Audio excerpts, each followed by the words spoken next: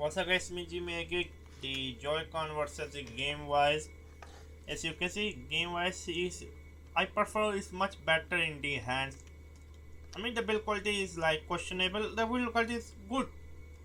But compared to the Joy-Con, Joy-Con is definitely the best build quality. But when it's a comfort level, the layout, I prefer this layout over this one. I mean, this will feel a little bit weird in my hand, as you can see. Yeah, iPhone SE with the GameVice. Let me show you here. You need to judge how good it is.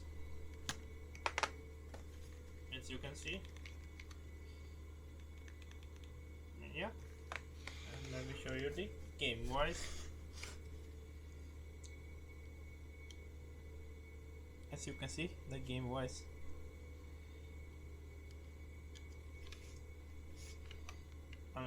I mean, I just like this GameVice layout compared to the Joy-Con. But the good thing is that with the GameVice, the games are quite cheaper compared to the Nintendo eShop, literally, and they are quite good games on the iOS platform. But if you want to really play the first party and a really triple A console game, you should go with the Nintendo Switch. That is my opinion, subscriber.